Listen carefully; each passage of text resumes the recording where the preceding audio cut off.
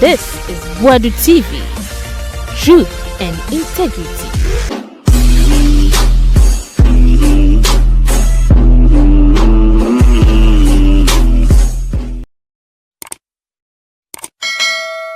For example, or send a banamiaka or be by me who are the crowd the maybe channel because me nipa. And I'm so me say, and a lawyer see me in Chasso. And see, some corner so I am a papa. Oh, come the name you must know. Ne I kill. And General Sir Obi Oha, SSC Hollow before the disciplinary committee, I the general secretary of the NPP. What no the statute science in Hunina. Sadly, dented the image of the country. Very huge. Wakaba. Family with the TV. So it was 70 the door so far. That was a crazy. I Hopeson Adorye any Yaa Titi their bomb in Yasa Ketwa. Na Hopeson there, so what trans say the na say ono no NPP for na what say was Osofo intime pepe bitra na mo tia ben moment me anya hwe. Oma wo se ka mo chi omunyi na mantimi anje ho ena mo tena wo mo wi agana ko gebe ohun hwe ye ntro utwantro oma fa ya de afa enoma hodo ekoso sisi a dollar yesi akohu fake dollars bi ni gold bars badisikeni anye izo ama captain kra ka bibi de afa ho Yaa Titi nso afa ya nsam ne dorso ntimi nkasa bebre. Oh, that be mammy, I can say no and fano kakra. It's an idea, Obeku. It's on dear. But on the home fan of the Enya won. O say, on the home fan of the Enya won. Oh, na say, ye war a yeti a pomo dear. A woman and Nipadasini. Nay, did dear, who better do kakra. It's for me.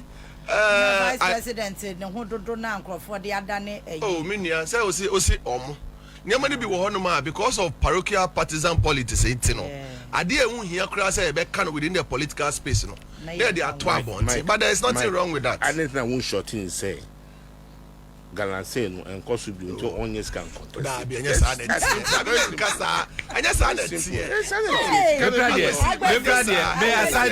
Aside that, NPP for me to for Nasa Mubafa. Obia what the minister, what the CEO. Mamo mano any national position. Oh, sir. Oh, but yeah. What are your foot? Experience count.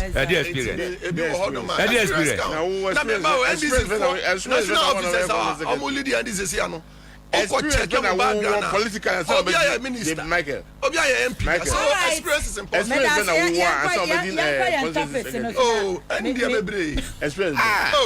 My research. Because why a carpenter now why a mess. Not even my research. One question minister did you me as a baby but this guy.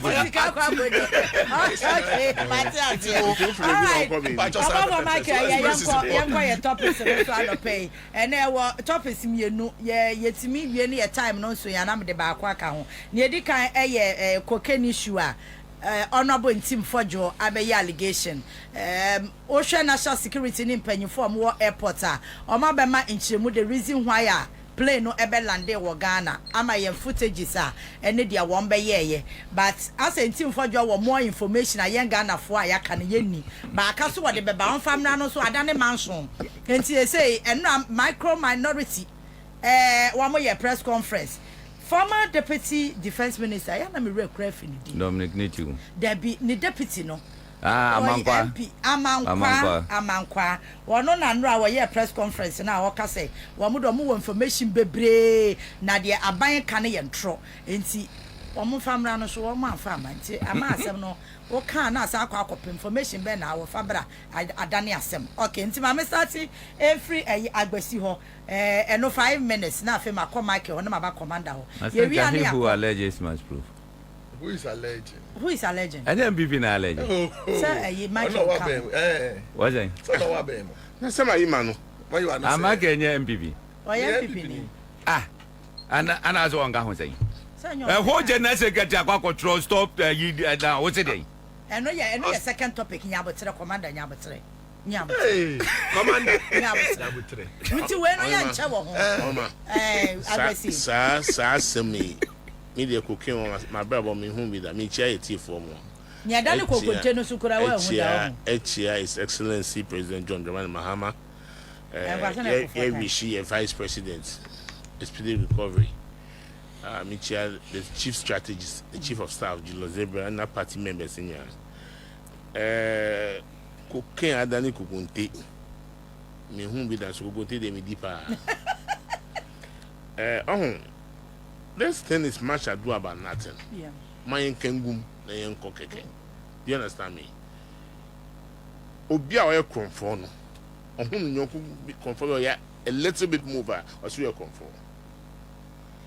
Everybody our Ghana as we so and say NPP the cocaine party. Because I can just prove what I'm saying. They have been sitting MP. Exactly. They have been sitting MP of the New Patriotic Party. I chain or US on drag. MP Benya. Your friend say, I'm watching.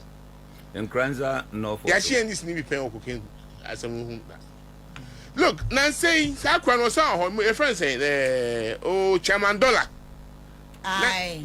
Nancy, yes, so airport still. No. Or you hostel. To be frank with you. Yeah. Microphobia or move. What I'm saying is that NPP activists involved in cocaine. But Chamadola no. The point is that he was arrested in connection with cocaine. And you say she because of sugar. Me say a setup. But Commander, only the question I disagree with you. No. Say a setup. The intent is that you say you have interest in drug. Oh, come on. No, only me Chamadola Eminia. Assembly here. What did you? Wakwako Joe be quite. Uratem na tre. Now walk kwako fro yina. Once you war, you can say gate 1 to 7. Well, no kwako Joe be quite was 7. I didn't see what gate 2. A yet then or babe involved. Because he said, I didn't know what ya ever out into no. Young Conco CCTV cameras. Work at it. That day he was not on duty. Almost me and the just because of something. Because of position, no one now airport to go. Listen, yeah. You have the privilege to work at national security just like myself at the director level. Sadia Obi gate 2. I just saw gate 7. It's a ploy. Oh. Yes, I'm telling you. What do you because no minimum Obi as in Kasa baby. But let me cite this example. Obi aji gift. Eddie bro Obi. Ebe drew her a gift to on one in the womb. Yachino. A sentence no. Or service sentence. But he was not involved. He was just trying to be benevolent. Now wait here. Or ye Jumaho. He know the gang, the team, on him team no. It's a cheat team no. There was an alarm saying he was involved. So I swapping no, a nigga a chair semono and a code you come. So they be in Guasibeba. So I'm telling you that about NPP, it goes with drag. We know people. They know themselves. What do I say? Now we will see your plane be able to land in Tino. A medical plane in Tino. At the drag neighbor. Since when, Hopeson, I'm saying again, say, you and I have the opportunity to serve our national security. That men are your from her and national security, our operation, have a broken of one another. And the ensemble. And just see. And see that. It is called national security, and the composition of national security, no, Minister of Finance, Minister of Agri, not more. They are all part and parcel of it. Yeah. But about the secretariat that are your operational, it deals with the combination of the military, the police, the immigration, the prison service, even the Control and Accountant General Department, based on the issue. What did I say? Then I heard them say, the national security should come and brief the nation. Jesus Christ. And people didn't found with him. Now say from him. I mean, how can the whole national security coordinator come and brief the nation about operations? What's it that? Yes, I say from him. In fact, because they talk as if there's nothing in their brain. A national security coordinator, look, once upon a time, a whole national security minister about trying pajamas naked. And do you know what that means in security? Pajamas are permanently done. You are trying photo at your social media. Do you know the threat in security terms? Once upon a time, they did things that were not supposed to be done. The whole president, nakedness, a flap of the national security apparatus. On the moment, now plane. See, one thing too they don't know. Hopeson was at the airport. Say plane be land here, and send a plane be land ponu, and send a plane be land ponu. The security apparatus, am I lying? They are aware of everything of such an aircraft. That's right. No matter how small or big the aircraft might be. Nipa do a woman. Nipa ni DB, the flight number, everything about the plane is known to the security apparatus. Composition, NACOP, BNI, National Security itself. Just mention them. What do I say? It's in a one plane, train plane. Oh man, sorry, land here. It's not possible. You can't do that. That's why I mean, start to say it's much ado about nothing.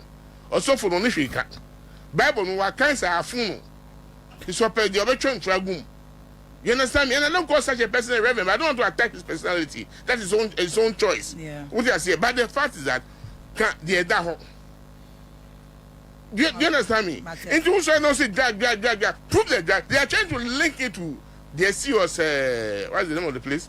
Sapeman.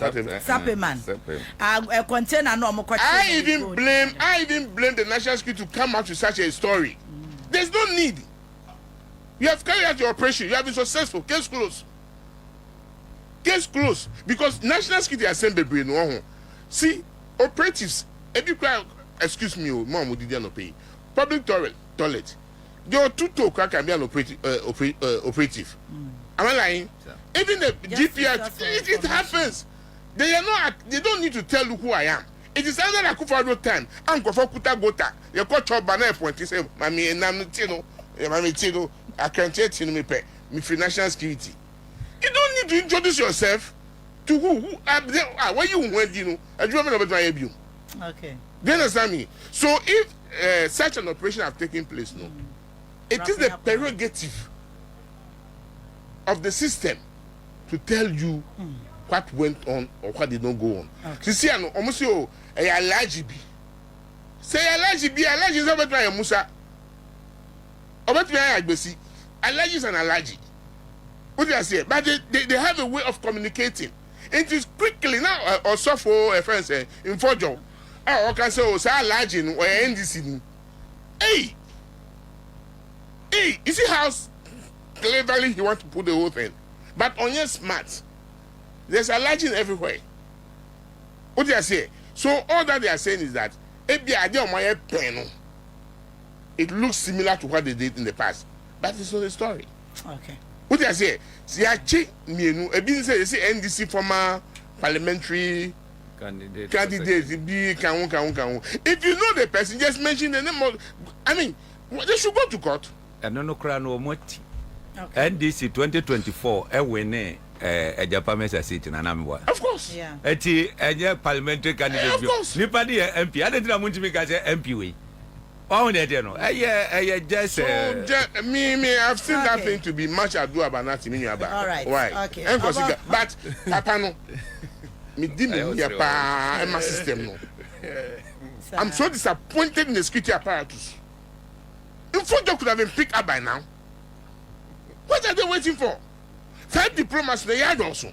Because he's embarrassing the nation. You and I have been embarrassed nationwide or worldwide. I just say a children tenth.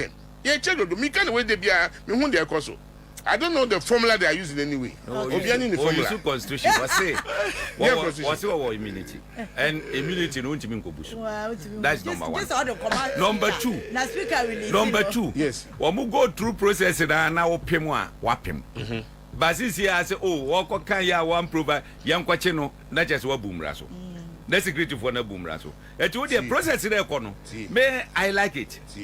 I don't like the process because the point is that you see there are some allegations there we can go through such a process as we can, but to allege say nation is involved in money laundering and drug drug issue, no, it's a serious issue. So he must act quick kind of a way. Your friend said, the former sports minister, last week, Mustafa. One call. Omoko Parliament. Our parliament. Yes, that's what I mean. So they can do the same thing to this guy. Why? Yeah, check do. All right, Michael. Many about me dance pa.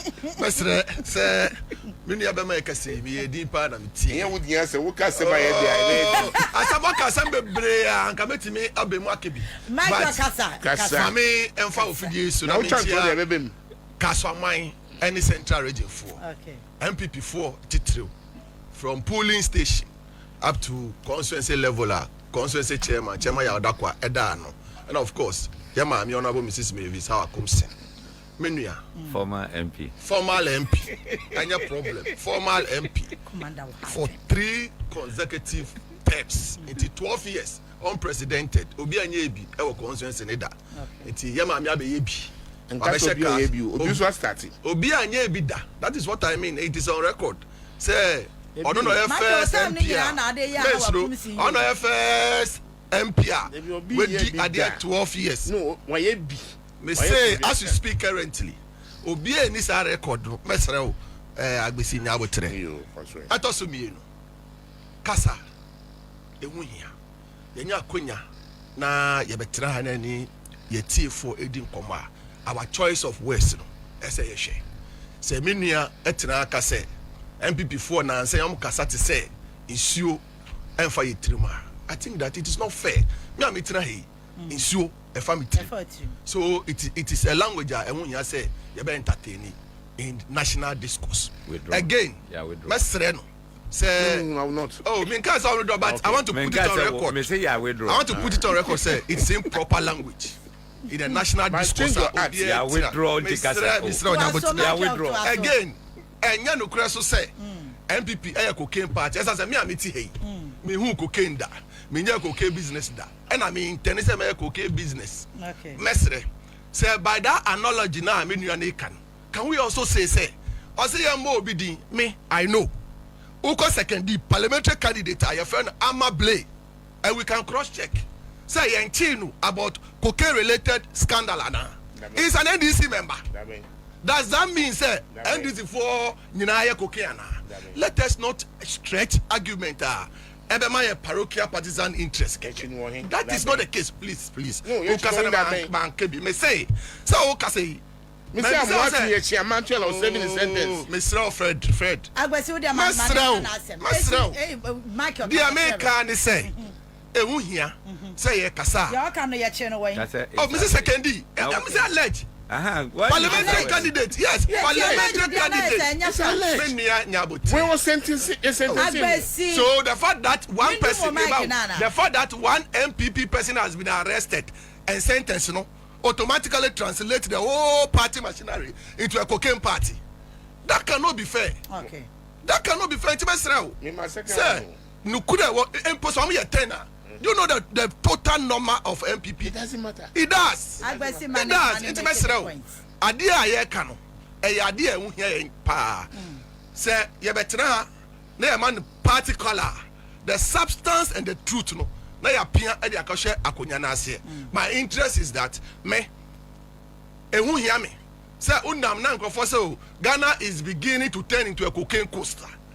We must all be worried. As I say, be out here, but who will be ordinary business our manoni. Say who cause our manonia processes are best subject to through because of that alleged tag say we are using Ghana to do your friend saying cocaine. It's a best yen share assembly na yenka. It is not an issue of say obi a reverend wakan Bible am an abre. Let's look at the substance of the issue. Obi say yes see offer evidence in bra na on person beko. Now be say or the evidence in the coin. Or the evidence in the coin. Because at the time I issue the committee of President John Dramani Mahama, His Excellency, I can't say, Omonte, no more interrogating the issue. Yati committee nana. That in part of Yati committee na. President Anka committee. One committee. Or CID, National Security. And I am asking, so that is a committee. It's not a committee. No, I'm coming. Agencies. And America say the fact is in a cup. whichever state agencies in Brano. Send an entire machinery.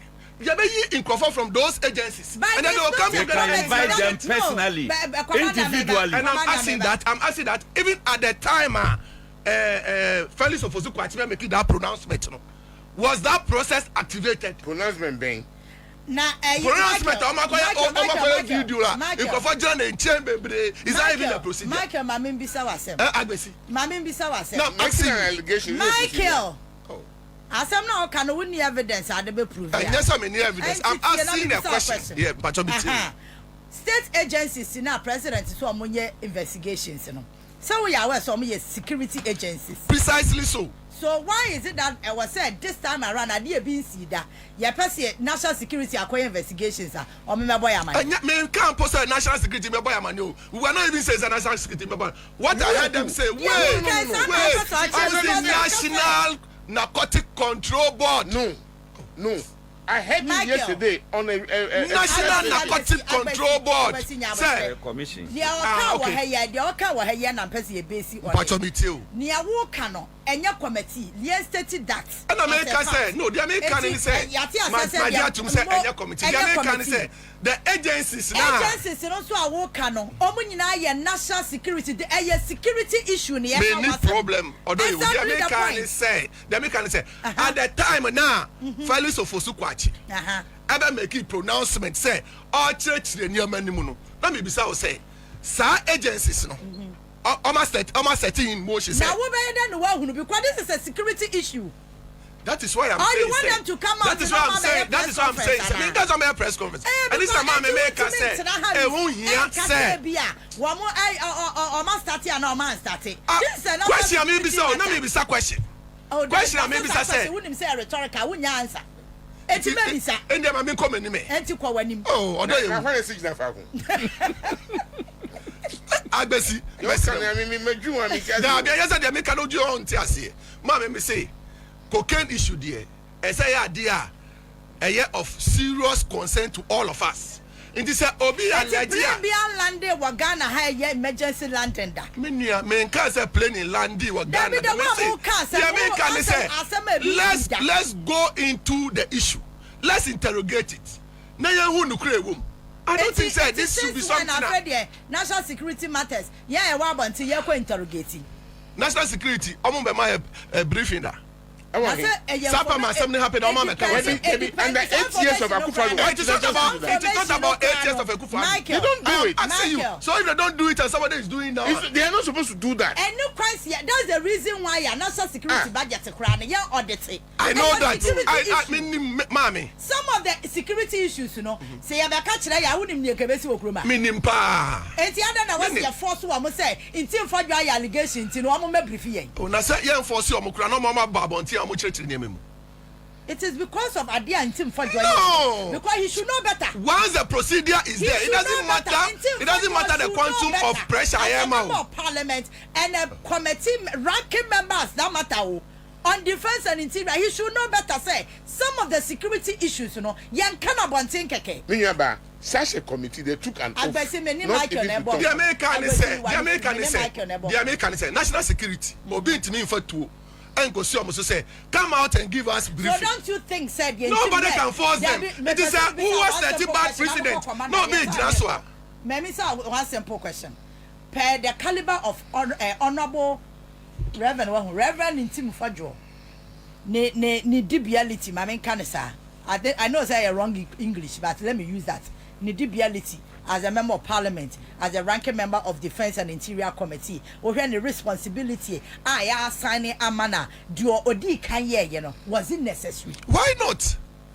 Why not? And you know him na juma. There is on him na juma. Ya wa whistleblowers so.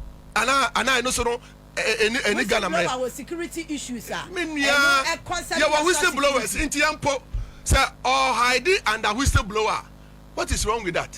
And as a member of parliament and a defense and interior committee member, our many options to explore. In his wisdom, you're wrong. Because he would have used the best option than to use this one. What is important? And then they say, Reverend Ntim Fordjour. Whistleblower because say bia me can say bia betime a whistleblower. Dia me can what you say bia me access to unim security information say yenya ebi wa yantena radio so anka. Sanke betime aka na hide under whistleblower. By unim say asem bi wo ho na wokoka. Na asem na wokoka na betime di damage aba o man ni mu a. You have a right channel betime akedi asem na kodan to come and blow it. Odo you asem a Reverend Ntim Fordjour be say. 3 questions no be say you. Ada na first two ne de and de won hia ye. First two ne de. First two no say.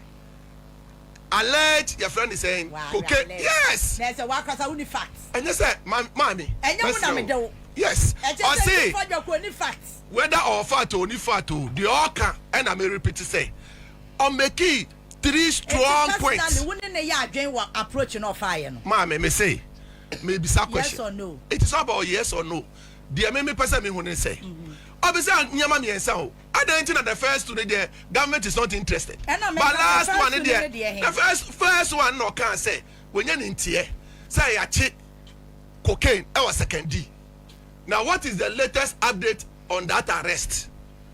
Sasu no sabisa say Ntim Fordjour person I didn't know information onya. It is not about whether onya. It is not about whether say onya na say obenya. And I just say I don't choosing medium of Master, it is not about whether upper information or obenya na say onya. He chooses how to go about Niniama. It's best some mama yan cocaine asem we mu. Na yi politics in film because yan is and never be say Ochina, you kasi. Now the rare issue na nkasa po de. Na ya e de akoshe Matthew for Michael Medase commander. Yo Medase. Minche omo mu tie nyina. Ba commander ma me say question answer as your experience national security and afa airport no. Plane na ye ka ho asem no alen say lande wo krom ha di 5 days.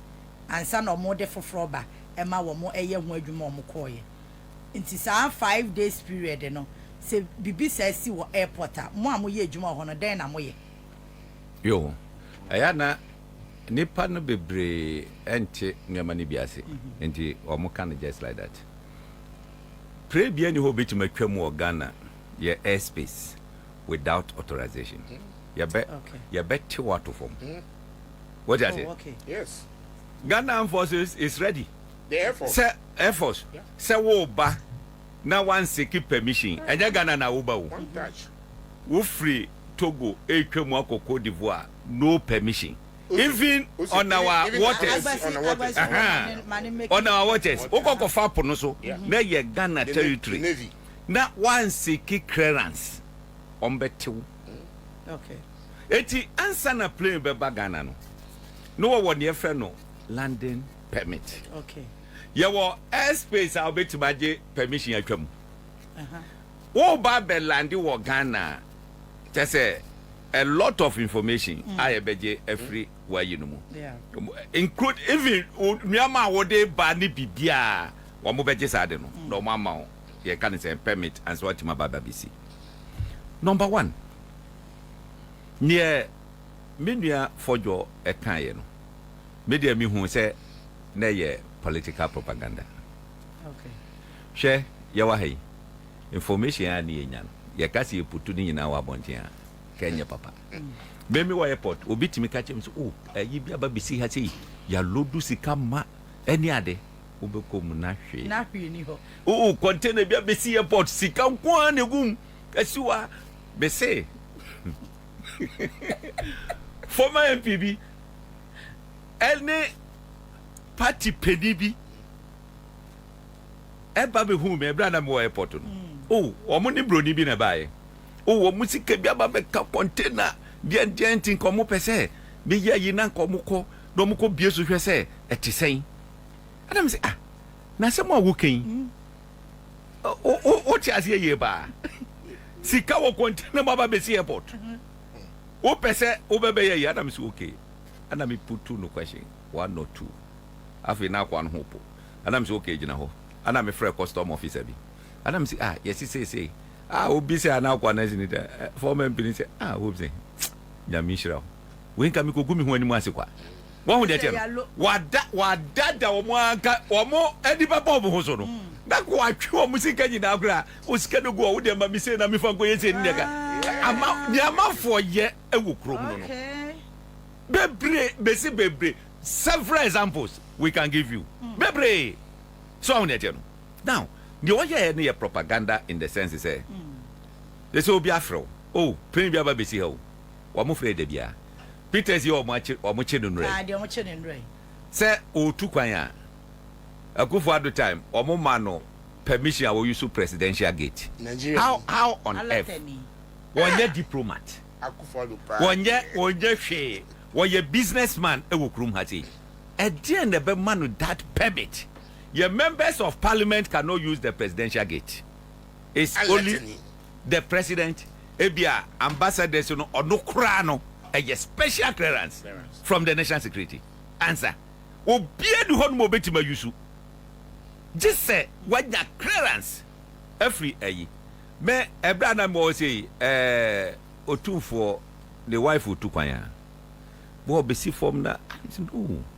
E hwa na me frɛ me coordinator and I'm say otu for yire oba the way and think on hwese nka gate 19 on betima man clearance o so okay ana omo tutu no ma no omo man clearance e ji say no no duru ho a wo di wram ehimfu bi wo ho mpanifo bi like the chairman of council of state speaker of parliament chief of staff foreign affairs minister ne omo no betima use that gate 19 not the new presidential gate, black gate, no. The mom, old terminal, gate 19, ubetima ura hodom. Eti, sa papa, eti binya the authority. I call black gate. Ura ho, wakwa, the yama, egu, kadu mujina, ubian seche. Yen scanne, yes. Straight, what drive straight to the aircraft, no move no ko, or bar. Ka room akwako yini nyama straight no dia ba obia nim say we na me de ko we na me de ba. This is the country we are in, and the people no, this is the country we were in. We are no more in it. We were in. We were in. Jesus me who cry you say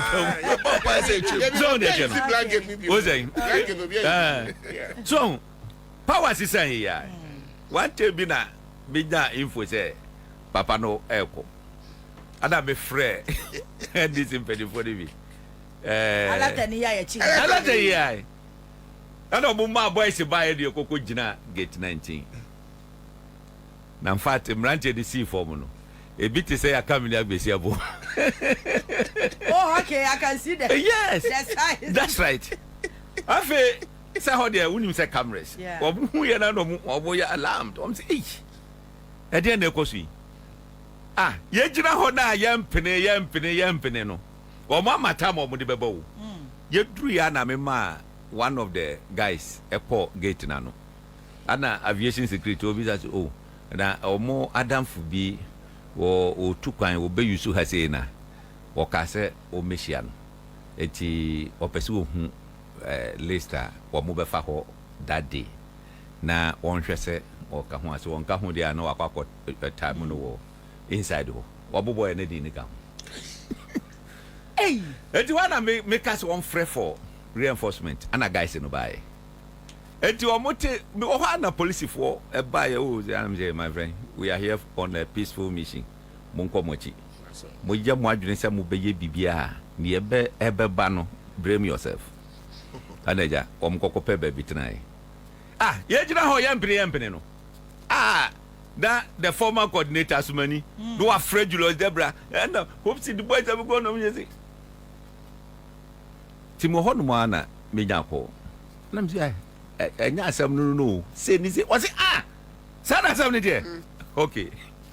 Me na wo kasa na ye jina ho no mo hu si aba begu ho no. No more could be a black gate now. Only the president have the access to that gate. Ama mai no afa hodum. Ama the fright no wakwa ko wram atuko na ye gina hodum o twen se oba be fa gate 19. Who did that? Who did that? Ada the security coordinator oh. Yeah, sure. Why you didn't to hodum? Me I am planning to meet the new coordinator. na mamano some kind of a year as is our investigative. This thing happened on this 14th of December or so. 14th of December. No, but then there was no, we were not American. Yes. And you know, as it, no, either 14th or 18th. I will check the date well. As I said that day, activities. As I said, or more investigating. Sad date, you know. No more shady. Yeah, one much no on a was a cocoa a yifufro. 18 year in Ntim Fordjour kind. Plain air banner or my landing permit or Mababe, you know. There are a lot of, can I say, several instances are playing a bar anti-banco back. I can mention British Airways, a Timisi Termark, so by 4 days. You can say, Turkish Airline, see a Termark no so more than 1 week. Wow. KLM, a bar that did some days. You say, a yika crab, just some engineers, if you have brought your banner, and the other, eti ono sa no be ka se na bibi wo munchi na wanti man kwa na so ne eche no eti all these things ekoso now ebi wo hodum a private jets ni bi ba na eye delegation bi a omoba on official visit ebi a omoba be hu president ebi omoba be hu ye kan say ministers bi ni ade wo mu je sa clearance ni gina ansankrofo na ba eti the mere fact say private jet no. It should not be the say if you say an say. No. And say canisa. No mum say obitia na say bibi say ya. Then you go further to do thorough investigation. Now, Ntim Fordjour etis asemui. Ana go frɛ National Security Coordinator. And not frɛ NIB.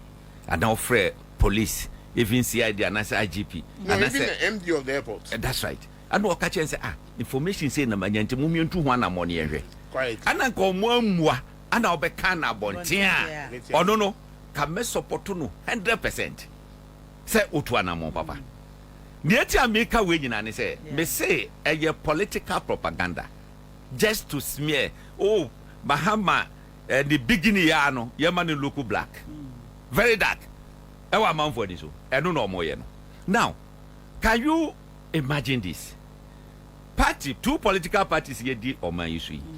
Will be better tenancy. I don't know, cocaine or say one chick, and answer one country and crofo. And I'm one.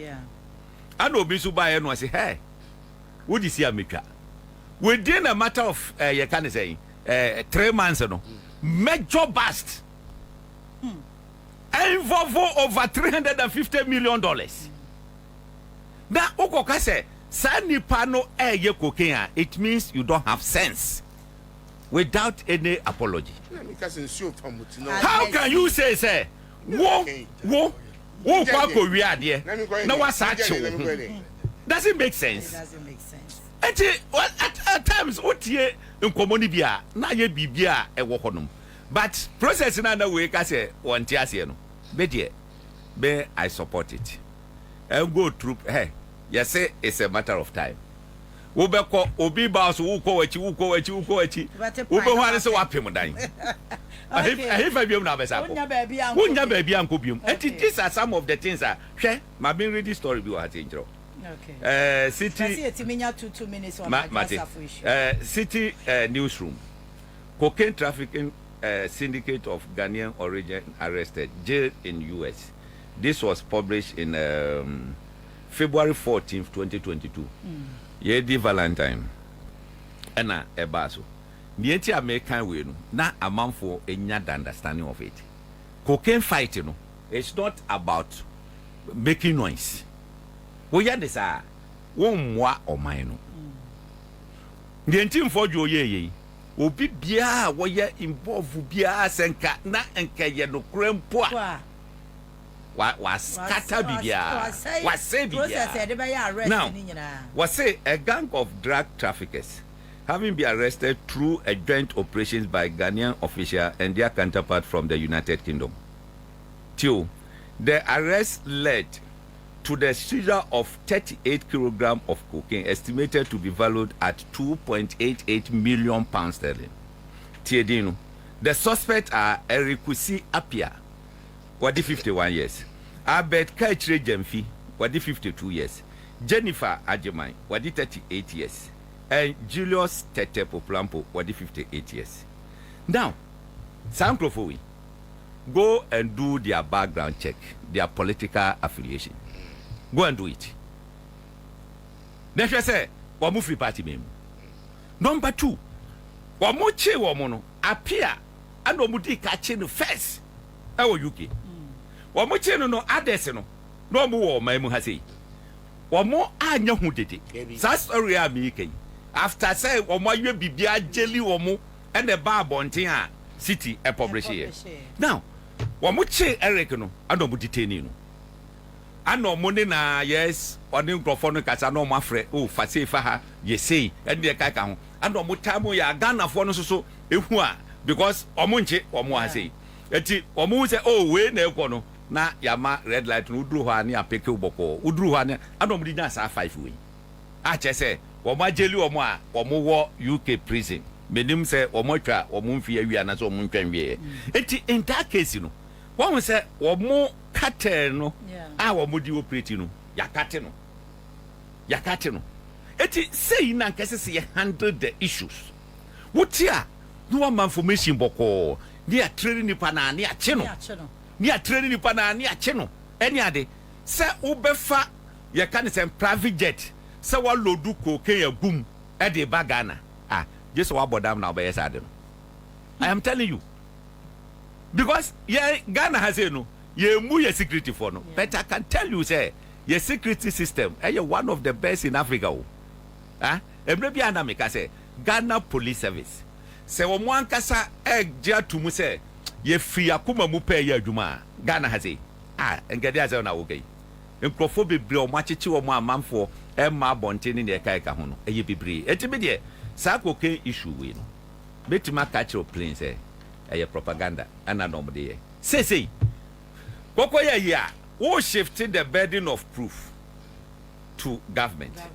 Wo na wo allege no wo hwe wo afri ho ana strategy ba kwa file say Mahama respond ye ne ye mu hye no e kwa quickly as you know matro defense and interior committee let us meet and one ho na committee now need to meet me meeting and na ade beto wo nya some information wo bo committee na amane say committee asabo amatini Reverend we badam for bawo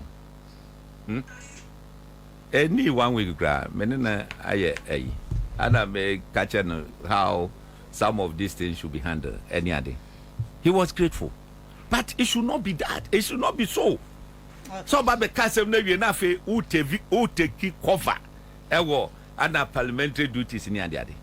Yes, obia nsi ukwan se menye Ghana ni bia ni ho ebesi ukwan se wo se koke a wontimi ma meka ho asem nanso asa na ba beka ho asem no koke do gra ne mi hu ye no photo a mi twa ye ni video a mi take ye ni sample bia mi hu se da ho na mi pick ye enu nie et security for monje na mo fa nya adwuma simple sadie we dented the image of the country. Very huge. Yeah, identity very, very huge. Okay. Now we share NPP news portal. Now Omoyeyi and you and other government say, look, you are destroying this country. Okay. And change one of you. And now movie say abandon the mumba mu crowd mo. One day, move about Bemu. That's our image when I'm what created the atono. Nafe eba bede, eba behanto. Obia wotebia, but ebia top Ghanaian officials arrested in cocaine issues. Now they share the number of a year beba. Now they share names na ebeba.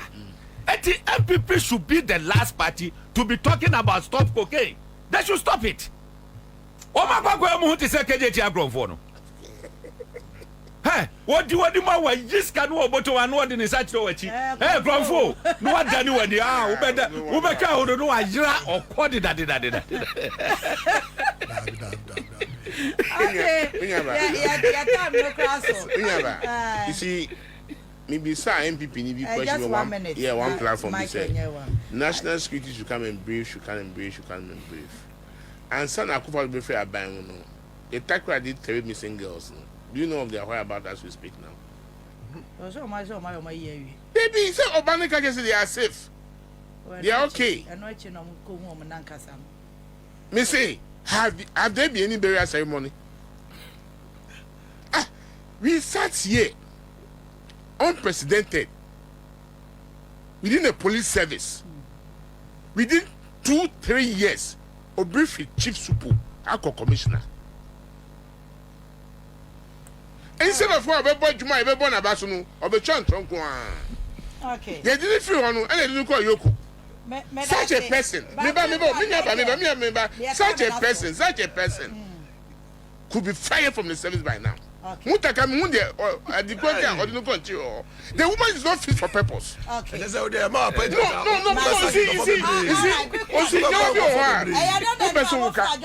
And I understand you. There is no fish in your party. Just 30 seconds.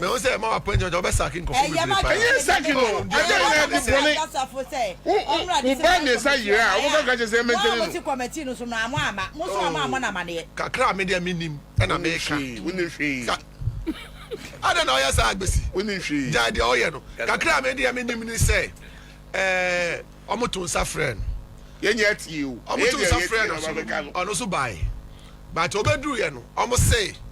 Omo man prior notice say omo postpone. Ono so say. Be na me can lie. Me can no. Asem say wunim hwe no. Kanya say me na be ukasa na you are being person. Dem me can say. Me say. Yet say. You inviting no. Through official miss. And almost a tron back say almost suspended due to 1 or 2 issues. But no so about Tebeka say Bibisa NC. It I against the leadership of the party. What is important? I know much as I just a food in Trana. Men can't I just a food in Trana. I'm saying can't say you can't just say national party. National party national what is important in the say almost share na resolve the issue na you say beyond that hey me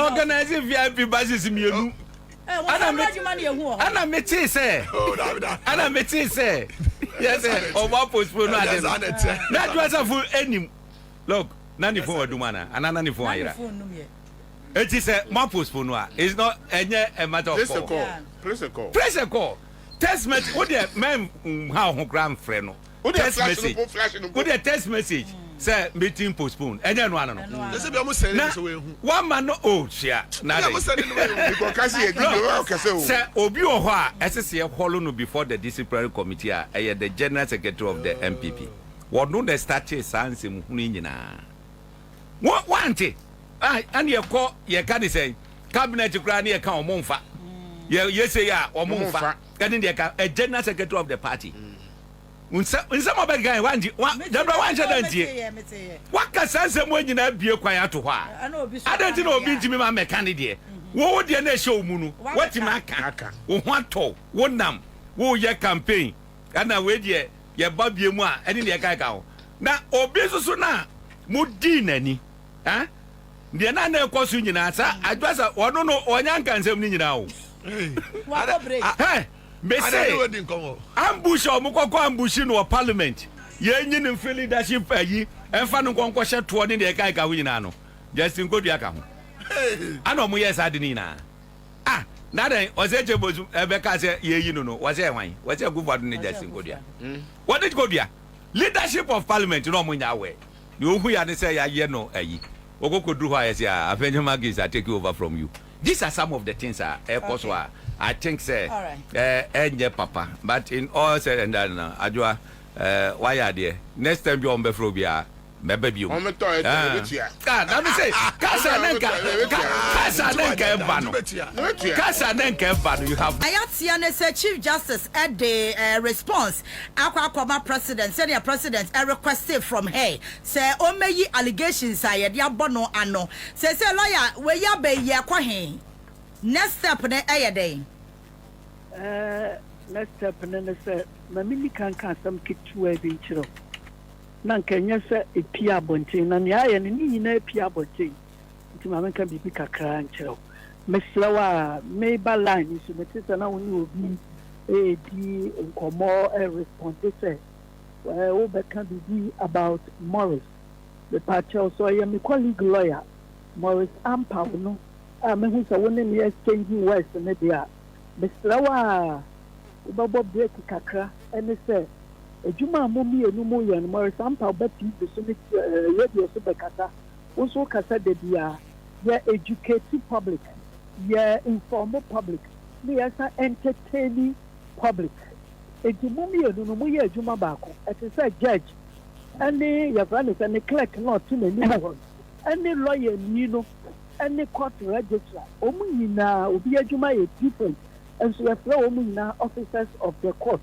nti mu nyina mo ye officers of the media nti babia kodu biara mesraw twabi bia so na wo betie wu ni ala ya na che asama nkeye minimi so sa mi ken mini ekuma Morris Ampa ono so etie me ontie me direct obi beka kire no na free na kon munye nia mesraw mensama de bia mekeka na TV so especially on chieftaincy and history maybe na obi bo ahe obekeka ne dia bebre can you believe it that privately me friend ni edi nkomo in the end no etwa ema yetumi di nkomo na de obo me di praise me ba bia me so me ya ne sa we are human beings to err is human at the same time we say that silence is golden we try to be also enough ebabua unless sanya obeka no be yi aye abona baso ipacho manu fa bi ti wo afei question a wo bi sa me no afa no chief justice eho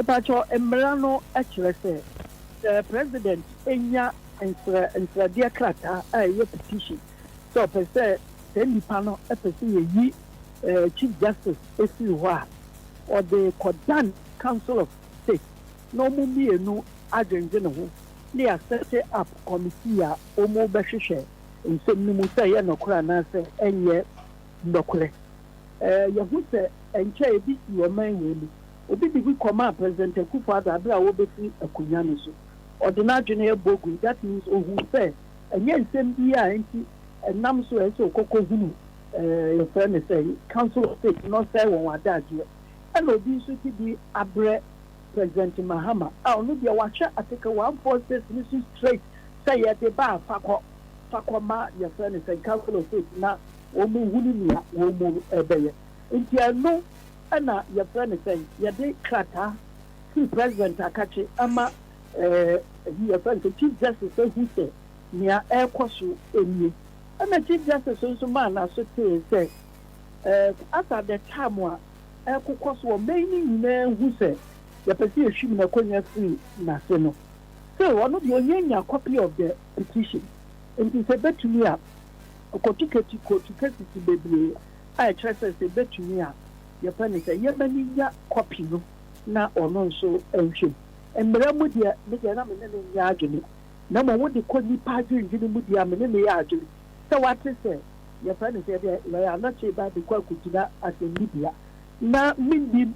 Asama ye be ka kire me sise metu ho eno de e be ha me e bi say no matter what say ya ma mi to no bokakra nka committee no ya set up ya obehu judge for me e wo mu no public persons ni ensa no e wo mu no and the venue of the meeting and time of the meeting and the committee no matter what ye to me na sem wa bra ya fa krata nkomma ne say copy of letters and petitions are belie na won so yi alo nti medium see say copy pray the ho kakra but that notwithstanding no onye lawyer kuma na onye judge kuma nti woni ya oye o de letter koma won president no so say media me anoche na me president anka meka chen so onto no bo na committee no kra ye nyan setting up and we live in a human institution then na chere say edani chine kra bi kra attorney general or advise the president in his assembly chim I do that now what people the media and Kasana Mekachlan, but President Mahaman and a pump a lawyer for eternal no more than your one say Yamama meno enya copy. That means to say and to the public to say that means the president and the council of state I are just a quick pias on the call when no two ways about that and any seven copy of the petition because woman is the Pia NC president one based on the Attorney General's advice, because the special advisor, any Attorney General's assembly chasso, let us go be and so what she be one to what she at that after a mammy, Tokoni and friend in Kojina committee here, and in Quebec, petitions me and Sunny Abu. But the president, a tear, mammy, Nassim, no man who copy of the petitions. Na mammy so, I didn't know you some acon. And you want some will be some and a man you know, and they say. Three Samuel ya de kono. Money yet kind of one. Here, but who said, yeah, the committee no edit a few. In the alternative law, on the other hand, like a forecast, it said, the assembly and two sides of the coin. The no more and somewhere or they are kono. Yeah, and somewhere, Quackota president naming just like that. And our council of state naming just like that. A could be a president. Or one lawyer say advice to him. He has a president to Anamo. No, yes, he can't Anamoa. So who was a finance minister and advice him. A Yamra, a Attorney General, your friend is a man on name somewhere, and so who's a foreign affairs minister. And you know, a bet to me have that to see a Yamino, a Cassie. Attorney General, a bet much Mamino, in some way ye are no one who saw, oh, nothing on the Jerry and who has a bet to us. And also a banner Ghana for NTSM and baby, and when he has a president, bet your letter in the public is a seminal, your chance, and one is a very quiet, not a woo. On the other hand, so pen one seven swa or pedia, no person 7 year. And so because and you know, good to know, and then 40 or 90 official. Into baby a year, you say, when you did the new moon, some of the alcohol, and they are in 80% of situations. In fact, I would say 99% of situations, a quite other was there at any time, you better say, I set up committee, we better share my meno, name them. You say it is in camera, into proceedings about question now, can afford anti-she PM, question me report a beba. Report, according to Article 146, report PM the banner, known as a president to be a Juma. At the same time, your minimum. I need the Article 146 and they said, committee PM will bet my report to my way say more. What is Tiano? Oberfan say, you found out. Now we need 2 minutes. I would go Supreme Court and now High Court challenge based on the circumstances where the identity balloon to move and High Court and say Supreme Court straight. In the moment, kind of want to say, even though Article 146 is clear, very clear language, says a committee listeners to the report back. Near Castle, you know, and through what Mamma will be anywhere in the coin. Say, Uncle Kojina court them to the Supreme Court, non challenging ABCD of the committee report to send 20 year charge on so a year coup, minimum and patch of the DNC in the Quansa. At the same time, the castle, oh, why are they a clear no? The patch of the anyway, see, your friend say, Attorney General Quine, so non so ethical, every dog down court is so 1 year old. As you may know, 1, 2, 3, and I say, young show way. So whatever be the case, I believe it's a very big stage.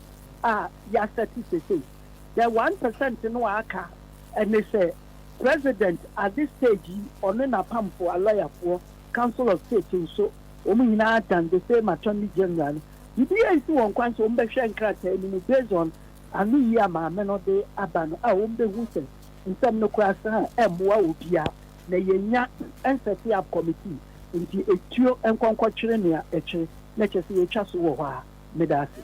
Okay. Senior lawyer watching media na said the akadonya de ayebeti bi final ruling and as judgments na yebeti na enra yenya ntia se think tank bi enso atro krata petition e de akoma president say womonti asye say obeyi chief justice ediafrio. I think similar thing happened time ana president ayese obesisa IGP eni enya ntia say professor Danso or a security expert the asem no ekopie mu e wo court anu amo epeso mo stop president so obesisa IGP president esisa IGP and say because no executive right and I say constitution no emra ye de amano we na think tank no asha ase a wo mu tu sa na mo no ebetimi asesa bibi ana in fact, a better master Sandy near Bessasano and they say, Sanya, what kind of very rightly say, President, an executive decision be say, Oba, one more Buanoma, Obunema, all the administrators, you know, within the Bank of Ghana, for the chief executives of various organizations, to say, UCG, and within the ministers, within the military high command, within the police high command. They form part of the executive ever president Manaye Juma. And you know, open your person Sisano, and no man question you, and now then the ambassador or whatever, and what you a Entina, Dansuna Yinan Kwankosi, Babiano. You answered it very rightly for the whole nation. The second one also, and Article 147, and you say who was the president when put the ordinary mandate to set the change of the IGP, a serious issue. And Article 146 a constitutional mandate to pass. Your friend say, "Oh, Pia or two or Maymu." And now you say, "Near Chief Justice say, you know, many and you can so petition Chief Justice say, you know, everyone." President, the 2 year war and they say on the Council of State back home near the committee here to actually share the normal. But you'll be anyway, see, President to coin some money, yes, sir. I dear Baku see President to coin. And no be na Kufuado a year, and one on discretion. I beg me a cassette. Prima facie, and a Latin word, I quite say, first and foremost, yes, you share bono, Yawusa BD and India, who has a backward details, and they are on the discretion. Until at this point in time, so no any council of state, backed by the advice of the Attorney General, Omar Junior wants us to be here in India, say a two. The patch of Bianson way see one call a bishop president to say. Chinchina Alpha Committee, no, no matter time, year two. And I have friends said, we do so when it seems off and say, why, yeah, no, my yadi court you and Uncle Tibia. Then you tell me you are look at this, that's a better master, you know, and they say, we live in a human institution. And in Ghana, you say, I send here, say, I saw them, a year, a Christopher, sorry, them, and I sent them before, I sorry them. Whether say I'm not an South, MPP, and who bomb, MPP who bomb to NDC, and who bomb. And the Anyam and one say, one more person ye, Chief Justice, a few hawk. No matter what, and I'm an Kufuado, and the Chief Justice means he holding to know. So who say, where say I could call such a coma and Yennefer, no matter the Amano, a bayano. Petitioners, you want to me, MPP, what that. Omeye NDC for. Sans one a lawyer for a case with aqua court, Miss Row. And to me, yes, Omeye NDC and a CPP and a PNC, a lawyer for that. Omeye lawyer sympathetic with the to the UFN MPP. Nasa Coco Bannes are there. Because I'm president now, and Jane say, I said, well, consider the end to me. The moment you near lawyer for you. I started by saying that we need a human institution. Yanyame, and Yamina BPO Pune near the Gush, not Tonsio, a boy, the Adima would be a Nipadia. Obey investigate here, would be a letter, no, a free bar. No, yes, who said, and free neutral places, yeah. No, free NDC for catch it. Now, lawyer for no, Omu MPP for who born one. And he had junior beba or man penning a pound to you, say. Sisi a mi jai ni ame ya ne pe omekwa kwetena baby asere me na dabi omu aka se anga president ba also be Chief Justice and yet no and no jai because of that in the catcher the president when you see krasa ni o ye wanya wo be ye me da se. Okay, lawyer we dia man kwansa and me bra panyi ka kire na wa na ka kire wo question o person obisa o. Lawyer, na anope na me bisa se anti o di wani tufo mu a wakwakoye peni na osanso ye mbra nim ni na tere se chinchina atwan keneke ne ebesie bia no Chief Justice beko wo ho hey the pacho me kasa de na tere se brofu me kasa am prejudging the case say me amenya otemuafo na committee of 5 persons a lawyer for kuku a judge for kuku damienu na ebetena so. And 3 ordinary members of the country. They are not just ordinary.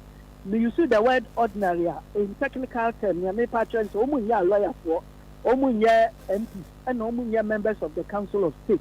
But we are professors of political science, history, medicine, engineering, agriculture, idea.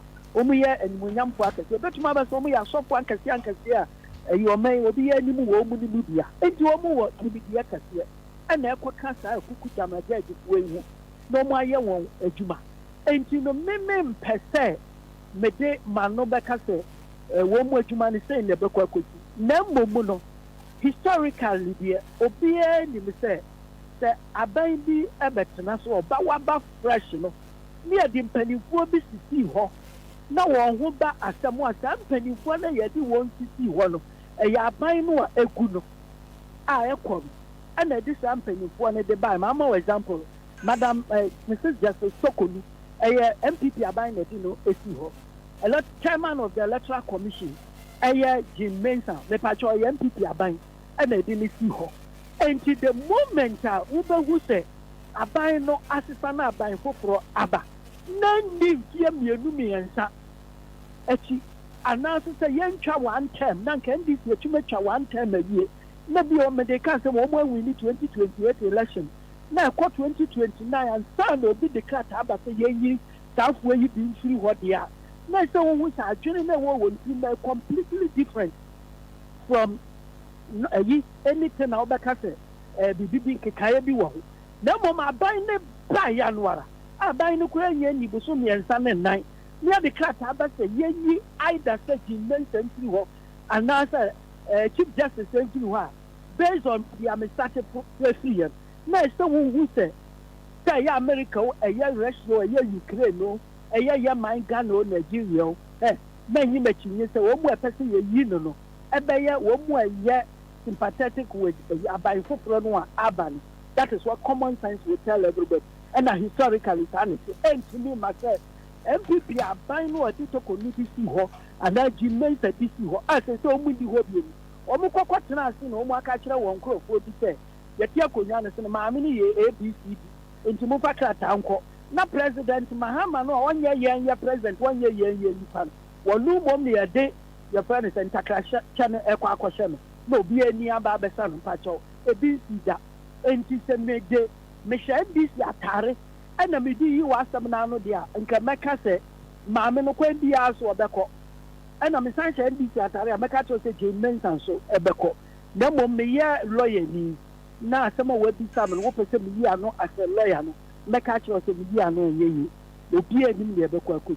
It is also be the charge of toll swap. Let's see what police station and interest of what some air. And now, and yes, and Nipper the answer, yeah, just say, Nipper no more. They will be prejudiced against our Chief Justice say, Queen Piasso, President Nadu Haben, you won't, now NDC for that. Next, I say, woman Sabio, woman limit year, any woman age, any young year, woman one, I say, yet you have to from your teacher, so there be almost good and very clear conscience and a baby age, man. Okay, yeah. Lawyer Wadaroma, that's a papa, ye say, and Yakabia no bed who and commercially, ye da say. Well, foot to an answer, dear. When him ferry a pan, you buame one maui. What the master tight corner, but dear Masum. Jesus Christ, just one pay. Now, Morris, or you'll be a Casano pay no any papa, wish you the greatest of I can assure you. Okay, Auntie, yeah. Emino, or say, Morris, lawyer Ampao. We need papa, Nambom Casana, ya, any day. I quite say with dear Sempa. And she also moved by the end and 4 crantia. Oh, there we are. What's it? What did you miss? What did you miss? You lie, Medase. Dear Sempo, no Chadapa. What dear Sempa Chadapa? And dear Sempa, lawyer. What him say, you can't say. Media futu, but Asambako and Okaya, and the ambassador lawyer say.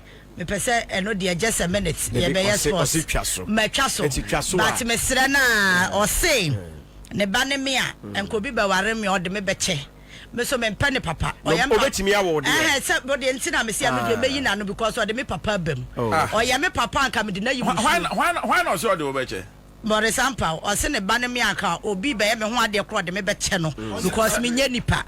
And I'm so me say and a lawyer see me in Chasso. Ain't see some corner so I am a papa. Oh, come the name you must come the name you must because one mama was send the IQ from the IQ and General Mechaso period Mechaso. Obian the IQ from the one in the crowd for Yano say. By Jandam dear. Yes. Jandam. Our President Mahama Bamwemu. Allah. Emfa. Enya konyantina so. Enya na ma madwuma. Se me badwuma nkwana me so bi ya Jandam.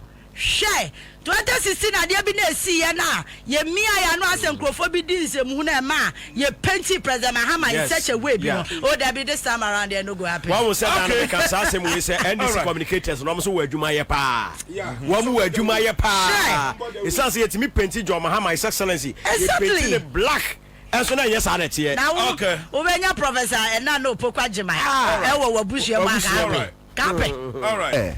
Obi na kan atadwe say ya tene dende what you see na wo hwe sa taxes here mu ye free we ya Ghana wonam ba ubabia wonam bia mampani obaya de aye bi buafo obeye ampa ogususu a oye na se ye nyina ye tenase na ye hwa me no ye mienu ene wo mu tie ye ahwefo mu hwa ye obi anim say 11 no na ya adesoade e ma Ghana ya adesoade kase e ma Ghana se no Ghana abla ya ye papa ye nana Kwame Nkrumah je fa hodie no asunsun sanso no ebi na asan ba Ghana what you see because obi akwala oko school na maame enye sika 100 Ghana 200 Ghana 500 Ghana o sene amane ba no maame no sene no yebete no akwala na okeyi sika no so yebeden yebete no enti se wo hwe sa adesuade we afiri ho a ense yekomu ahahan ana oh yeah adesuade kase afiri ya so because na yenkofo problem kase Onya kakra okwa akosende ne so ye betewo. Ade wo mnie. Wo say first na ye we kuraase no yetumi hwedua yetwetwedua no ho saa ye se mframabo a na aye dai emune no ede ne ko. Ye sika na na ye ankase ye yado. Saa na omampane ekufo ado ode yenye. Wo mu kwekwe sika no ho. Enti end of the day sika no mfa nya hwe. Omo ye sika. Wo mu kwekwe ho. Enti na sika na ye tiase ewuo. No, sika ba akupe tie ne yeyo wo kite sika 1000 Ghana cedis wo sene ya to ba ye ti say 30 cedis 30 cedis no charges na ye mienu o samo baka ya enti wo ba wie no na mfa 50 cedis ko dio okay no so ono so 50 cedis ko okay na sika no kwa de amede to man ya nto fama de mama back na 50 cedis asan ko wa bra onko ba bia o penon sanka me ameti he say ye hwe abrasa 11 eba ye na me nkoa me company it's almost about 1 million Ghana cedis metua but say sika no ye ntumi say 11 buy no nkoa wotua be 1 million Ghana cedis atena ase ya iwo mu ye free so ya calculate easy I see. Na ye free so ya transaction ya ye no. Say ye share anka atena o. Metua more than be 800,000. 80,000 Ghana cedis. Asa beka 1 million. Anka beka ho. Anka me tie ne ye yo. Nti say sika no, metumi dia ye bibi foforo. Nti wey why na wo say, why na wo Ghana obotuma ka say even though so mampan Mahama, so wan ye bibi akura say yi level we ye fe no ho nton no. Obi no obetumi aka obi ewa ahotom sisi a what you say wonim say 100 cedis wo sane a stra wo 100 cedis na enti we say ni jesem kase pa ni jesem kase pa ni jesem kase ma ye nyina banana ne ha me import duties no coffee no ni ade na omotai complaining pa in terms of the last time you need nkomo no na what tress after one mu 120 days but what him say 120 days no man pay him say before 120 days no wo mu the budget by day e baba and o ka say 120 days one can say wo mu the budget no ba ɛna obeyiyi saa ɛtoɔ no bi afiri so ɛna yɛn koraa no ɔmampani yɛn pɛ sɛ ɛtoɔ no wode ma ɔnyi mfiri hɔ sɛ ebia import duty ma yi no afiri hɔ wɔn yɛ adjustment kakra ɛma yɛn that is the way that what you say wode de ɔmampani Akufo-Addo ɛde baayɛ na abɛka no wode nyɛ hwee aba abɛka na mmom wɔn ɛnyɛ ho adjustment kakra ɛma yɛn ɛna sisi ano wotie wonim sɛ import duty na yɛtua no bebre edi mobile man na etua wonim sɛ sankrofo no nyina sisi no wɔn nyina yɛ okay because of you living na yɛ free no bebre yɛ nyina the mobile man no tua bi what you say enti sɛ de wotum sɛ yɛ ni ade no korɛ ɛwɔ mu sɛ port sisi afɔ na no so wanya adjustment kurampo import duties no na you living ni de na wa cushion kakra no ɛno no mo yɛ okay on yɛ okay na mmom wɔn hwɛ duty no ama yɛ kakra okay no yɛ okay na duty no wɔn hwɛ ama yɛ kakra so mo hwɛ duty no mama sese no yɛmfa no sɛ import duty ebia yɛ mede car 2024 aba do import duty no nko ano ebia 120,000 Ghana cedis and vite no abo what you say and also 100,000 nti bia no okay wo ma ye ebia 10,000 if ni nyina so masa anke bobo se yabaso no soro ampa ebema modwuma na koso but ba ne sa ma me bisa se ebasa cars na mo no mo wo no mo so mete so cars de yebete so okay ni se ya yenti duty si se wo ba na wo beto car wo ba ka chem se wo pesa wo share document okay and there of course se wo beto wo nto wo share document se card papers wo ho ana what you say nti se wo share da wo hu se okay kai me yi no sa time na duty no ya ye ho bibia o se nipa no oteso okay ye pene se ye di atwamene bo bogu ka so ama temamufu da bi adwuma no temamufu na ye dan ye to ama wo mo what you say enti se wo de abo a onipa ni ntumi nto na wo de to so a na wan kasira wo to akwa wo ha wo ho because eba affect wo hie sika e de aka e bibi fofo obakọ garage so na cars bebre kwesi wo na apro very good enti se nipa no beto ya sanka sika no botumi da koto foforo beton but enti de ye ka no ye nka man ya nkasa ye importers no ye hu ye Ghana nyina obi oton dokono o ka hu bi what you say obi oton wache o ka hu bi because I no many na ye kra se bu ina mu di adanse ye se ni na ye kra enti se no so mampani mahama nyame ya adom na 20 days no so also okay ye din kan abaye budget no dada na emom sese no import charges ni nyina no we dey yi 5,000 e bi afiri so amanya ye ne beje pa ano be kwa medjuma na akoso pa na wonim se wo tua duty na ka 20 pesos ye mfa ma enti 20 pesos ye mfa ma na chese 20 pesos no ehu ye dai ehu hia ana moboa enti se yi wan see the credit free so a se baboa yeah what you say enti sema ye ka no enya se e bia ye sore na ye hu na etenye no ye pese oman no ahoto ye dai ebam na NDC etumi tena akunya no so ye dai eche because senia NPP for the woman abaye dia me sure say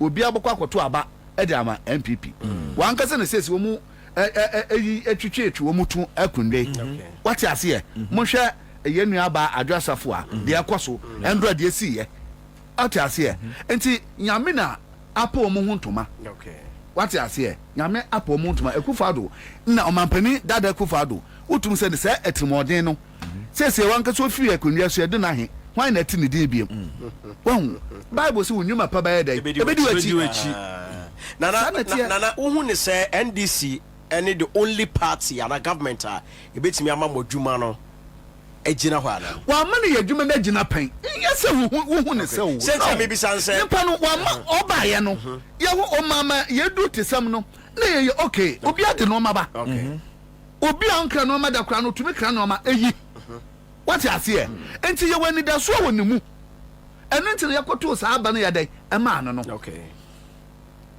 sanete enti NPP baso de ya mo business negu na ye NPP ba no ye je train na achi NPP ba ye hwan na betu di ne sese no bo aka kire me anasa wo se na adwuma koso oboa na sikina hin na wode kwa akafa no ma aba okay sikina hin na wode betu wo wode atwa duty o man pani akufa do nkwa na ka dada no boa ye den asin ka bia wasase o man pani akufa do abreso na ka dada boa ye den cheka foforo ya obi oto aka 20,000 otumuto na 80,000 nya man pani akufa do anka me hu bi da na sa nyo no na ka so monto ne sa na ya wo na o ka sa wonto ne sa no hwan na ma na duty no bo no ko soro nti nipa na oto aka no 30,000 obey den the door kwakoto no we yes record akwa na de okay dada no ya duty dada akwa yi aba register ne se nipa na oto so kwakoto foforo okay oni pro to ka na so kwakoto foforo okay nti me to ka no 1 cedi na ma kwakoto ka 100 Ghana some so me don se me pagya ebo no mu okay an amamu bo na ye ka no wahu sa na ti o when sunsanso no okay nti se enyoma ko foma anka ka bia ya tene mu e wo mem ya register no anka sa aka no ye ntumi mpagya ebuo no mu o se ebuo no ye dai e ba fom nti wo atene ma na afono nti obi so oni bi no no so ba ba fa no na nka sa na tie what you say sa de o kan ya MPP take over no na sa de we na ba ye no ma boye de ana nya de so so beti biu ana mo beti so sisi ani si abem beti so na se na ye kire se no de o man pani dada e ma me yetu ade de ye ntesuo no kwa ye sanso atum nti de motua na wonder ana ye sanso atum mo sen atum na ye santum sai ati cars ye mo pese ye mu bi beto bi ana cars na pese obi anya car de hu hia e ma na wadwuma wo ye no e contemporary wo hu han what you ate na nka de ye pa ne se ye de car hwe abrochie ba ya ye yi ya na nka obi ato na nka sanso disika foforo ya san disika ye dai ekọ akafa foforo ye dai aba but ekodu emri bi akaba na se ade no de ba abaya ka se woton ne wanye wusika na adwuma no so yere ekọ fom enti se ebia 1 month 2 months se 1 year kwa na meton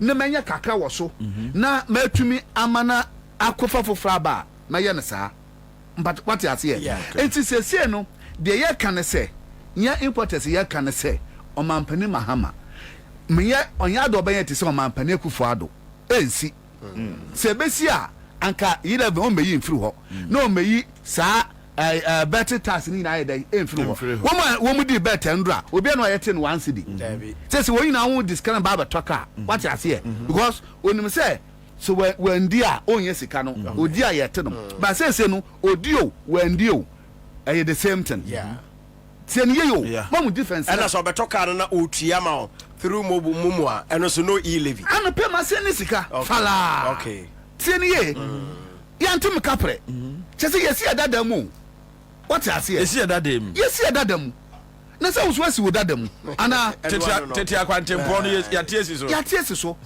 enti se no de menua oman mu emu baba ye de no credit e ba ko pe enti na na suma ma mimi sa se once time na abandada no wo ho no garages bebre wo ho no ma owners no omu gya adwuma ne ye because we kono na ne sika sema conform ne ade e-levy no ne collapse amount for business especially amount moton cars no e-levy no and no any the only thing na you bet me agira so aka say ne collapse mo businesses ana enye no nko a e ka ho bi tie ne ye sawo ya enkwan a ya mfa number ko pa enye e ma ne nye ye enye de wodi we kakra 11 e ka ho bi papa ene man for special man e ka ho pa de say sikia me ka kire wo say tama 11 ba ye me ma lose am company mi anka wonum dia me dia ye na sa 1 million Ghana cedis no sanka dia ye no me bebre company kura thank you enti e ka ho bi papa o man pene kufa do num se wadi abro wadi Ghana abro no nim so ye se minim so fi se NDC fo nko ase de ntino ye sa de no se sa tax wo mi free si ne nko fo nka ho bi se Ghana e NPP ye o man Ghana ne na ye hwehwe Ghana nko so no e de ntia ye nyina ye nyina sa na tie enti wo ye ade a ye ade man nko be ye nyina man nyina mfeva wo nko a what you say wo de wa be yo man pani ofi se ye tua wo ka wa be yo man pani wo fi se wo bibia wo nya ne free na wo mo fam no so wo mo nya den adenti na time na abandada no na sade ma wo nyina koso na muntimi nka na se wa wonim Ghana what you say ye ba chu sisi a obi so on person obukwa kede police anti na musuro na nado Nessa wonim sir. No asking sir. Asema wo kan oyo obi a ye nti obi a. Nti na musuru no. Na wusu ba mpa kura ro bo mpa ma kura ya nche no. Nti chia na ye be chimu nti na musuru a na modwuma sɛ ya muntiminga. Nessa onipa ba so obese obogu adwuma. Na ogusu a ogu no. Ene ye nim sɛ ye den a another 4 years na ba ye dai. Na mo maso a kokobeti a ye di wudu kwa yi a wudu kodin kwasa asema ye di kwan. Eno a betuma agya na nado kwan. Eno aso na agya no kwan. Eno na mo mani ma enum agu ase. What you see? Sikari de wanyo na mum enum guase but obi also ebi onum ade e fe na enum guase what you see obi nim fere na se MPP before nim fere a anka womu nubu anka obi ko wontumi mpie adenti na do be de wetumi akwaye na do kwaye ase ka ye bobo na tutuo ho wa ma ye hwe ho mina mka kiro na do kwaye sisi ye bobo what da hwe mo kwaye kase bi na do pia Ghana phone kase wo mo afi na membo dabi ho na baka sa asemwe na 11 kra nkofo be gira so kra abon ahututuo mo asema na mo ka no na do wan na baka che na do say yafe no wan na kwa ka fe no ensida mesra mu enti sese ne yina ayenhwe na 120 days na omampani kan ye no ebedu no be bibi amaye na ya betena fidie we aso ase aka ho nsam wate ase ye nim se by 4 years time no a ono de ne ndwuma baba wie ye no ye dan a NDC banchi dua kwa no mde begina wa ebesa ye dai ato ama no because wo ma ba ye no ma papa ama o man 2028 no 2028 NDC de engine ho a banchi dua kwa na ebeto ama Ghana for beto aba yes I see yeah na wakwa businessman eja se o mine no se dem din kan na o mine no ko year o business e be thrive o business so be ko so e de be nyoma ye ka se nka list nyoma bi ade be na na ugidi se nka o mine penny John Dramani Mahama oya anka e be boa ma businesses akoso nyoma o mine penny Mahama eya e bobo me business akoso ba ko eye ye dollar issue okay utie because nyoma na ye di fi amano ne ba no edo so se dia efi ha ye den eko enti se ye dollar no ejina se kura dollar no ejina e sheda nkosoro almost by 2 months dollar no entumi nkosoro enti wo mu edi wo ma $2 egu wo no ebe wo mu ka abom so anu se NPP tam no na wo mu nim se o me ye $2 no ngu ho ya to gu ho a iya dan ya 2 weeks 1 month abakosoro na ya ton ya ho na ya san nipa ba ko tumi koto $1 ni na akogu demu but say ye anybody no ye hoy o ye MPP ni wonim no wonim no somebody na woken me ba wonim you man ni ye wom ye businessman na de bia na kasa onim MPP ni bia wonso wato $1 akogu dem woman $2 one $2 na ebia na one $2 ne ana egu obi mpase de na egu obi mpase na se wo kakra no abade a maybe sasem na wo out o man mu oba basia $1 million egu no mpase $1 million unum de ye ye ne o ma bebre se $1 million ye bi gu obi mpase o man pani Mahama na tam so obi ka so nya $1 million oba ye den obeja politics o ye den o yi no enti mo hwe se difference ye den ewu enti na wo ka se first no mutimi $2 no mo de asie but then nya sa na tie enti ma $1 next time na $1 no ko to ndikesi a $1 na nkosoro na wa ton na wa benya sa mfaso no $1 em ekosoro $1 no kwa na be san bafom okay $1 e be san bafom enti first na $1 no de bia na HCCD no sa no na aban ne sheda na finance minister no sheda na ya na tutie se metie me business am ye ne se mato $1 okay eno na me de aye me business te se me de car se be ya be nya ho me nya ho okay enti $1 no dabi na uchi we $1 la ba kwese yo enti montongo what you see se oman bia no ye yansa na yatena mu what you see ye tie unim se mon swale ya na memowura aka FM ha keke iya den a me no nkrofo ba kasa ansa na waba sa na tie sa pepe na tie etinya te se o mampani akufa ado nko a ni wadi Ghana abro MPP man MPP party no ma di Ghana abro but se na ono na oye ba no dini ono no ana na oye president eti betumi de somo na bo no ye betu de sumo na abo because e bi kra na edu baby ana ono ane MPs trend say wonyi the finance minister everywhere wentie entie bia no ntio bia sunsum na ye ntio bia ne de sa sunsum ne de wonimu ahu sa na guy no e wo ho what ase e but ono aso no klofo no bi edina abro se o mampani mahama wa trust obeye bibia o mampani mahama nte kumase o yes oni voter regional oni tamalo wutie but na name C4 ho what you say nti anam sifo no eba baka chenso ebia sei na ekoso ma yes ade we na so no anka se ntu anamo ana se oni obi wo ho na wanhwe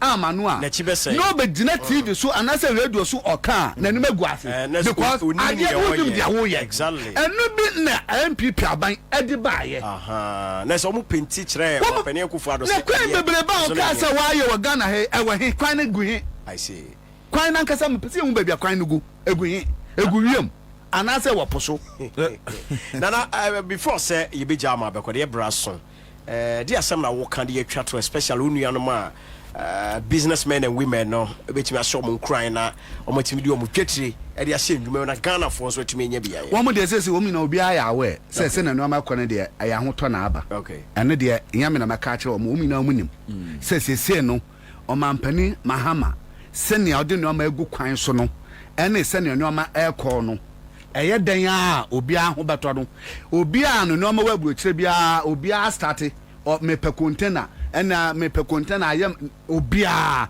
because womunim say na 20 days no be so no iye den a no ma ba dey duty no wo mba hwe amaya kakra so wan hwe amaya kakra kra na iye den a sa 11 na atwa mi say sika na ebe hwe egu ba bi no ubotumi de akoso so atwa wo duty exactly what you see ubotumi de say sika no because me sene 1 million Ghana cedis or 500,000 Ghana cedis 5 billion na wonim charges ha wo mu ebeteme inye charges ketwa yeah what you see and no some metumi de asoso ekotwa mu duty ana enti ye de empire bo hye ta nachi senia okan ye no ogususu a oye okan se ogina afidie so ka kire ye se oba obeyi 11 ye den afiri ho what you say so ayoyo odo se ayoyo ena former vice president Baumia oka se obaka kire ye se onu so oba ye den obeyi afiri wo end of the day musu se ade no ye den eni ho ade so eni ho ye yifiri wo mane ye dabi ade eni ho ye yifiri wo mane ye dabi ehun se robot na ye no wan se ye dokre I to say obi she baby na okache kakase chese onu ni de okwa keke na ye de ahye na no eno na ye mpese ebesi biem okay nti de beka ache tiefo Ghana for businessmen ya say obi anya ahohyeso na oman na be dey ebe ye oman ne be ye ujiri pa oman be ye because price stabilization levy no coffee minim special petroleum tax no minim fuel market margin no minim energy sector levy no minim sanitation and pollution levy minim toll recovery levy minim say ye free one man say ye free honum also levy sene de omo yi bebre free honum okay so what you say na wo fiti preko paul say moja na eba nti ahye no was start from promises here we now from baby bebre free bebre ni yes iya de ya ikasa ba ko me de no o kala di gomu ana wo o say iya de ya no me gomu ani sure yeah iya de ya timi achechire ye mu de ye hu ne say presidency changing of gas at the security for ho nyina na mo sesa wo mo ana adwumade no poten no kire ye mu right NC the SCN run no it has historical roots in the United Kingdom. The entire changing of gas ceremony we share history now. Also so you say British for colonizing Ghana for so many years. 136 years was how many years they colonized Ghana. And so here some of our traditions have been inspired by relationship, Nisa history, no. Yeah. And what happened yesterday at the presidency was actually the 43rd guard changing ceremony. And the various forces, there were military, there were air force, and there were armed forces, air forces, and navy for no.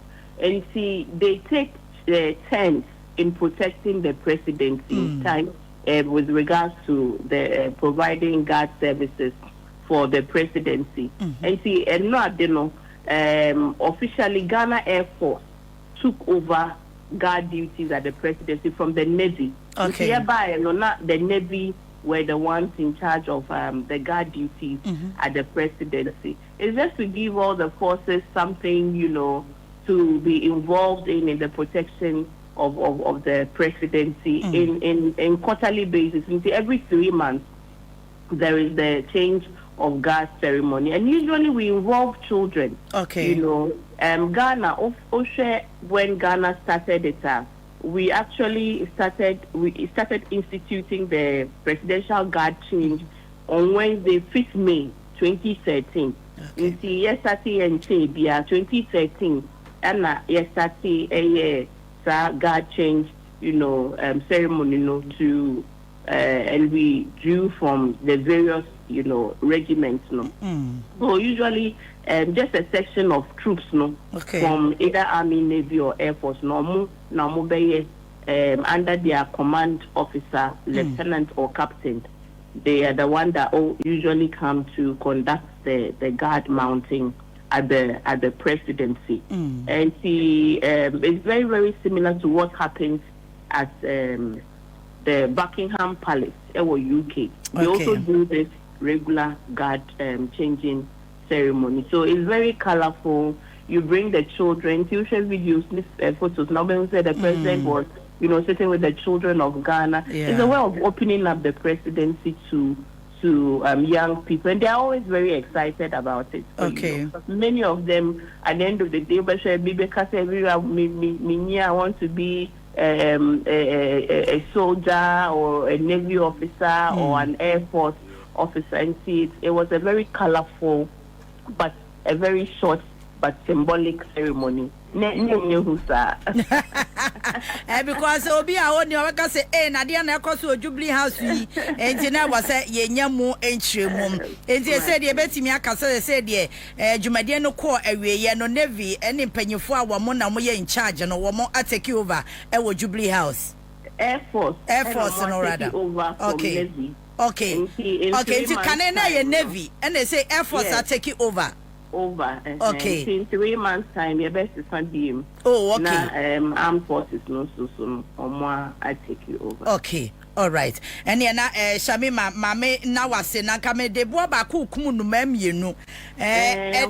Anora menim se wunyanti ye fa minority, micro minority for one more press conference or more any questions I know almost one more by concerning Reverend Ntim Fordjour allegation why it's a deliberate way of person or diverting Ghana for attention from corruption scandals APP for one who say Ghana dani cocaine hub on the keka home one more press conference no almost one more bisa simple questions say air for craft no wabaya den waha abai muntimi ma almost our response no tis a mama our response and the Ntim Fordjour so evidence be a muntimi shana so on famra enye nwanwa Yaa Titi the wa kan won say I don't know say desperation ebemwa omwa na omobe den omobe they would what's the word to use, the minority would expose themselves and not pay media radio commentaries are eba I was saying na yen bisa minority for question I was saying na yen bisa omo say what happened to the ECG containers. That's what we have to ask them. I was saying bisa omo say identity na Ghana ebedani a hub for illicit financial flows in the 8 years of His Excellency Nana Addo Dankwa Akufo-Addo. I was saying bisa omo say identity na Ghana ye flaggy Ghana say Ghana abeye hub for money laundering. I was saying bisa omo under their leadership. I was saying bisa Afenyo Marking as chair of ECG. And then ordinary parliament lament say and may no politics. Now ono so cry said there were these problems. Now you're board chair of an entity like ECG. when to me and solve a problem. Yeah, more leadership opportunity. When to me and solve a problem under your chairmanship, we have such a situation. Yaa Titi, Oshe TV and net media for the ECG, the ECG containers. Yamana ewo cables na ewo kika ho. Ase omu distribute ye obekota kwade no akon bi o obekwa akon bi e wo se menya. All of it. What happened? I said the more person more distracted attention on an issue that is no basis. The Minister of Government Communications were issuing video or the photos about were explaining what pertained. Yenya report and briefing from the security agencies that took part in the operation of inspecting these vessels. We've explained to the people of Ghana, say vessel no destination, but the endurance level no, and so small vessels like this, they need to make periodic stops at various airports to refuel. They call them tech spots. Yeah. Or mobile tech stops. Until mobile, they refuel, their crew will rest, and then they will just assess their aircraft and make sure that it is okay to continue their travel. Mobile see land no for this regular routine stuff. And now tie back epaye. Into almost see more inspecting, no realize there was even another small minor engine problem. Okay. So they sent their own. They sent for a second aircraft to bring to them the equipment that they will use to change their tires and to fix their the problem that they had found. Who will bring an aircraft into the country loaded with money and cocaine and allow that aircraft to sit on the tarmac for 5 days? And then, so the illogicality of omo desperation, no, Ghana for are beginning to see it. Say it is so contrived. Na enyanwa say for omo administration, no, omo in a period where Ghana was supposed to be a destination for drugs. Nansenya yeko Basti another container load of the various drugs that are killing our young people at in our inner cities and even in other places. Yeah. Say yang the government of President John Dramani Mahama, who is in charge of the security apparatus, will go and bust cocaine when they are complicit in the operation. Yeah. Say a government and a person in cocaine business. Government lebeti ono ano. Menti asio ana government ono elebe ya lebeti ya ye ho. And intelligence no ele ma ye kochi sa cocaine container no. Yeah. And I make her say it was because this is exactly what was happening in their term. And almost say very quickly, no. So more and divert attention, no. More exposés will happen about things that happened under their tenure. When there's a change of government, yeah, a number of things happen. Criminal gangs always take advantage of the fact that a new government will take time to settle down, to understand, to use intelligence, because they will not give us that intelligence. Intelligence are more about criminal operations, no. Also say they are to handing over notes and new officers, no, they have to now also further gather intelligence, use whistleblowers to understand exactly their networks. So usually the criminal gangs always want to take advantage of any existing loophole or a window. Okay. So when we say, okay, new government, maybe what is happening quickly, these things through. I have said, His Excellency John Mahama, wama every appointee of this NDC government, directive, anybody who decides to get themselves involved in any criminal activity will be dealt with very swiftly. Attorney General has reiterated the same stance of His Excellency that any member of this government who decides, say, oh no, be resetting Ghana, no, changing Ghana to the new ways, try to fight corruption, no, what decide to say you are going to become an agent of corruption and distraction in his government. You'll be dealt with swiftly. That is the leadership that was absent in the period of the Nana Baumia regime.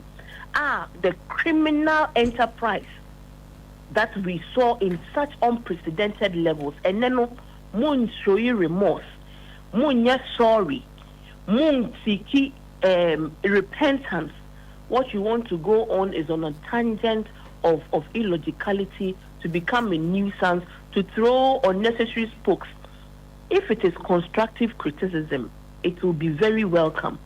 Reverend Ntim, no, they have deceived him. How is it that Reverend Ntim Fordjour, on a matter as serious as he claims, say an aircraft has come with cocaine and money, and that is not the first thing you put out? That is not the first evidence you put out. Reverend Ntim Fordjour. Identity. Even Quran and answer Christianity, you cannot make a false claim or a claim of such serious magnitude against your fellow man without evidence. Sure. All right. How is it that they are now asking us questions? We have explained. Explaining a part. And it's a moment of contrary evidence to what government has said. They know from the briefings we have received from the security agencies who took charge of those aircraft and inspected those aircraft and gave them the landing permits, Ghana Airport Company for. Even the airmed people have come out with a press statement. If you have any contrary evidence to what has been said, why won't you come and put it out? Why are you wasting all of our time? We know it means that there's some evil intent to it. Oh, there's an ill motive. And I'm calling on the people of Ghana. Mumbai, sorry, NPP for more history since the beginning of time has always been to stop the forward movement of Ghana. NPP for they don't have Ghana at heart. They have only themselves at heart. Say it is only when they are empowered that to enrich themselves that they are happy. If anybody else comes to power, what they do from day one is to destroy, destroy, destroy. Lie, lie, lie. Fabricate, fabricate, fabricate. Sesiano, fake news portal now, only see to the system. No. We are after them. And very soon, Ghanaians would see just the nation destroyers that the NPP are. What is it? We are in a democracy. We go into an election. Someone will win, someone will lose. But if you have lost an election by such a margin, the last thing you should be doing is to be engaged in a propaganda of contrived lies. If you have basis for those issues, why are you not interested? Why is the NPP not interested in holding criminal elements within their party accountable? I think no more journey from accountability. I will say as a party, more criminally minded. Identity and more running away from accountability, knowing very well that there were elements within your party that engaged in crass corruption and criminal enterprise. You should be calling them out. In fact, the leadership of the NPP should be collaborating with the government of John Dramani Mahama to call out elements from their party that were engaged in criminal enterprise. That is what they should be asking for. All right. So that they can redeem their image into the next election cycle. But they are not interested in that.